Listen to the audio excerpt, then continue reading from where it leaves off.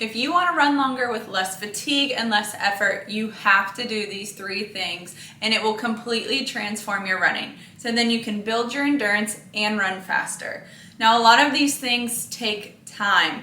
They're happening at a cellular level before you even realize that they're carrying over into your runs. So give it time. It can take weeks to months and months and months for you to really see an impact, but once you do, you're never going to want to go back. So let's go over 3 ways that you can improve your endurance with less effort. The first thing you're going to want to do is build your aerobic base by training in zone 2. Now, maybe you've heard of the heart rate zones, and zone 2 is basically 60 to 70% of your heart rate max. So this is looking like a very low heart rate as you run. Maybe you've heard of running easy. Well, this is giving you barriers or guidelines on what easy really means, because let's face it, a conversational pace can happen in zone 3 or zone 4. So knowing that you have to stay in that zone 2 or 60 to 70% of your heart rate max allows you to slow down. This is my conversational pace, or at least it was last year. My heart rate's 168. And this is my easy pace in zone 2. As you can see, I can have a much better conversation, but I also have parameters to go off of. I'm looking at my watch, making sure I'm staying in that zone 2 range, and then my pace is going to match up with exactly what I want my easy pace to be. But there are so many benefits. So it's not like you're losing your endurance just because you're slowing down. And in fact, you'll actually be able to run faster because you are slowing down. At the cellular level, you are increasing your mitochondria, the amount of mitochondria, and what's called the flexibility of the mitochondria. Maybe you remember from science class, and you remember mitochondria is the powerhouse of the cell. Well, it is, and it's coming back to haunt you, because what happens as you increase your aerobic base, training in zone 2, you're able to improve that mitochondria, which helps to shuttle out the lactate from your muscles. So think less fatigue and less soreness. Maybe you've tried running as hard as you can for a lot of your runs and you just feel really tired and even sore the next day. That's because that lactic acid is building up in your muscles. So if you train in zone 2, you'll have less lactate in your muscles and you'll actually be able to use it as fuel versus it working against you. The other thing that happens at a cellular level is that you're using fat for energy instead of glucose. Fat is that slow burning fuel, so think an endurance run or a longer run. You're going to want to utilize fat as energy, and you can also utilize that lactate as energy as well because your mitochondria is working efficiently. Now, when you use glucose for energy, you really want to save that energy for your sprints or your speed intervals or your hills or even that race pace. That is best utilized for short bouts of time. Think of a sprinter. They're going to want to use glucose for quick energy. With all these benefits of zone 2, you're obviously also training your heart, working on that aerobic base and strengthening your heart so you can decrease your risk for diseases like type 2 diabetes. You might notice as you start to train in zone 2 that you're not as tired, you're not as fatigued after your runs, and you also might find that you don't crave sweets as much, which is pretty interesting because you're not utilizing glucose as your energy, instead you're utilizing those fats.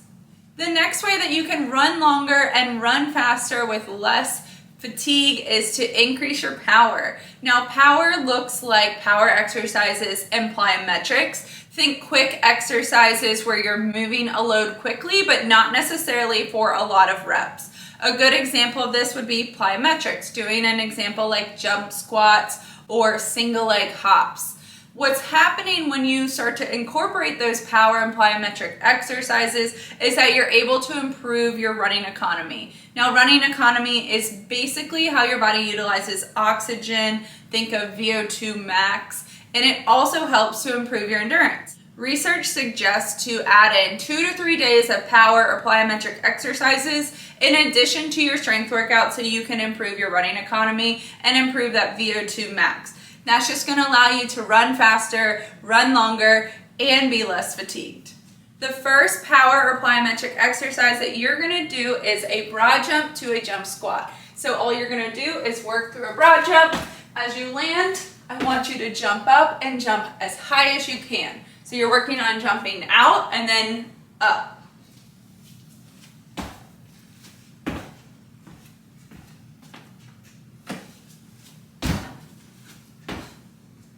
The next exercise to work on your power and plyometrics is a single leg lateral tempo jump.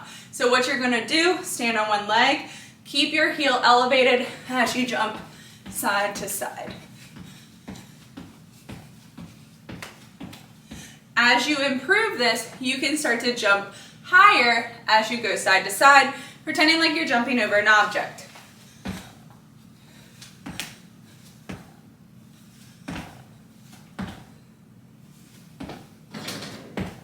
Here are some examples of some power and plyometric exercises that you can add in addition to your strength training. I recommend you use these after your strength workout and you can think of them as your finisher. The last power move I'm going to show you is a jump squat, and if you want to make this really spicy, you can add 2 medium to heavy dumbbells.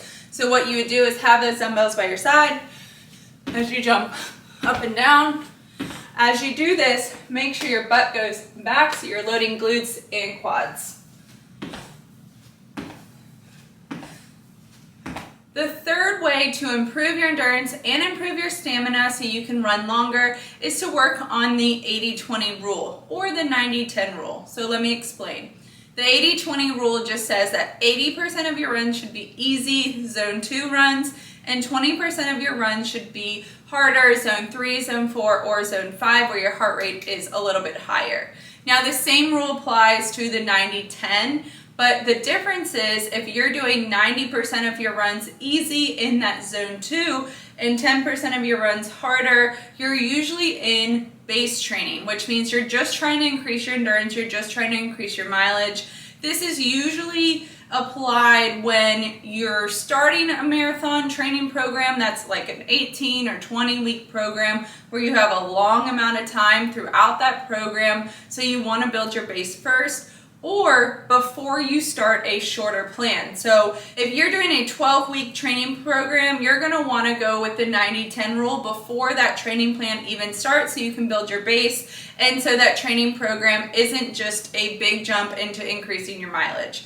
The 80-20 rule is usually used when you're at higher mileage or you're in peak training.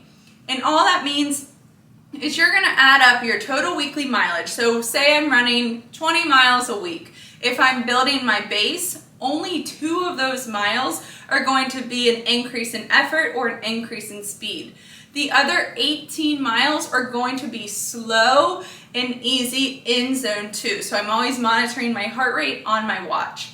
The same rule applies with the 80-20, except now out of my 20 miles, 4 of those miles are going to be a little bit harder effort, or zone 3, zone 4, or zone 5. This is going to allow you to increase your base, increase the mitochondria that we talked about before, utilizing fat over glucose, so when it comes time to increase your effort, you're able to utilize a different energy source and you'll find that you're running a lot faster. I hope these tips helped. I hope you're able to increase your stamina and increase your endurance so you can run longer with less fatigue, but make sure you give it time. Stay consistent with it and give it a lot of time, because like I said, things are happening at a cellular level, so you won't actually see much benefit or carryover with zone 2 training for weeks to months to months to months. If you want more information on how to build your aerobic base, make sure you check out this video here as I talk you through exactly how I set up my weekly schedule training in zone 2.